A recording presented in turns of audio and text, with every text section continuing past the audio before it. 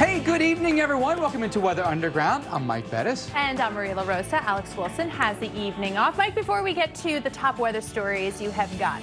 But the warmth just continues for us across the south, and Florida's in the heart of it, too. Well, we're talking about spring warmth, but we're starting to approach where you might see closer to average for like June. So right. We're getting more towards that summertime feel. So tomorrow, I mean, this map says it all. He's in Nashville. But this is, I think, one of those really fascinating tidbits when you're talking about warmth. It's not all about the highs. It's about the low temperatures. So here's a comparison between record maximums and record low maximums. So where the overnight temperatures stayed warm. 308 versus 87. So we've had a lot of record warm low temperatures. Really, really impressive. All right, so tomorrow 83 in Atlanta, 86 in Tallahassee, 88 in Montgomery. As we mentioned, up to 86 in Jackson and Nashville. By Saturday, you're still into the 80s from Raleigh, Nashville, down to New Orleans, over into Tallahassee. Again, when you start getting into the low to mid 80s, places like Atlanta, that is much more in line with, say, late May into early June average high temperatures. Now, parts of Florida on fire, more than 100 fires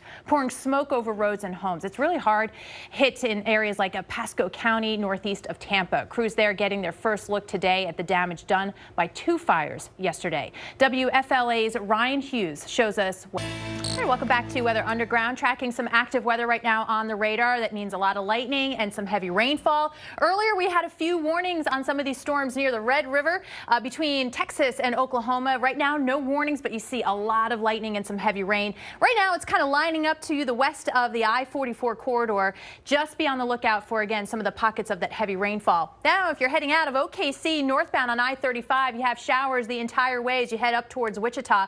Overall, we've seen a lot of activity already since this morning. Of course, watching this pocket of heavy rainfall continue, move to the northeast. There you have Oklahoma City through the overnight hours, still with that chance of a few showers and thunderstorms before quieting down, at least in time for the morning drive or getting the kids out and about. Looking at the rainfall total, yes, right where we're seeing some of the heavier showers and thunderstorms right now, that's where we could see 2 to 3 inches of additional rainfall here with some of these. But again, OKC, Oklahoma City, the timing for you, things quieting down as we head towards midnight, early morning hours. But by tomorrow morning, you're just looking at cloudy skies and temps into the 60s. But we'll see all of that severe threat begin to shift off to the north. And Mike, you're going to pick it up with. I want to update you on a tornado warning just issued a few minutes ago out of the National Weather Service office in Sacramento to the north and east of Sacramento. This is for Yuba County as well as Nevada County out until 4 o'clock Pacific time. If you are in this area, now's the time to seek shelter. That's the lowest level of your home.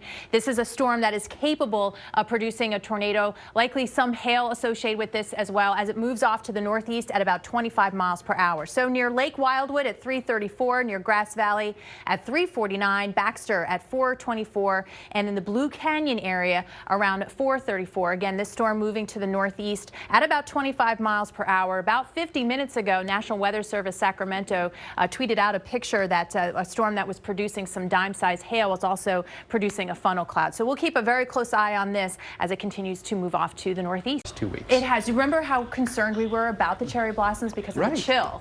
Copy that. And it turned out pretty good. How quickly we 6, right? 95 degrees. There was this big heat wave that year, all the way up into the northeast. But could you imagine 95 degrees in D.C. on Easter Sunday? Well, I think D.C. is one of those cities, too, where at some point in the spring, a switch is turned on, and it's not just the heat, but the humidity. Yeah, and then you really don't get back from that too easily. It can be rough, right? Okay, D.C., Easter sunrise services here. Temperatures are actually going to be warm in the morning, climbing into the mid-70s by 10 o'clock. So be prepared for sunshine if you're doing Easter egg hunts. You may. So let's focus on the forecast for all the country for the weekend. Now, notice here we've got some rain in Northern California, maybe even some mix to higher elevations, but severe weather could be an issue elsewhere. Right. So we have travel on our mind, too, and it's a big travel weekend anyway, a lot of spring break. So by Sunday, it is going to be this quarter, Ohio Valley into the interior northeast. That'll be wet, but you're looking good down 95 in the mid-Atlantic. Incredibly warm. New York, 82 degreas on Easter Sunday. Who could have thunk it, huh?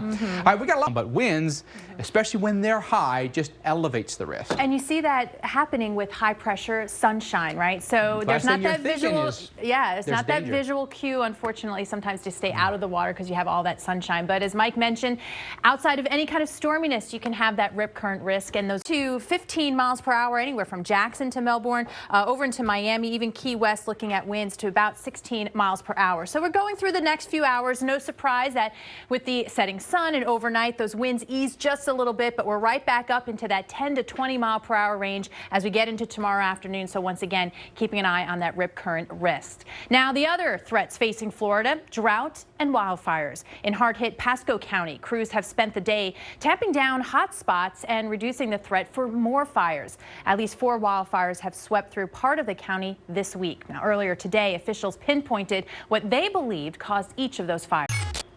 It is really, really dry and has been since the start of the year. And we've had some worsening drought conditions, especially through central and southern Florida.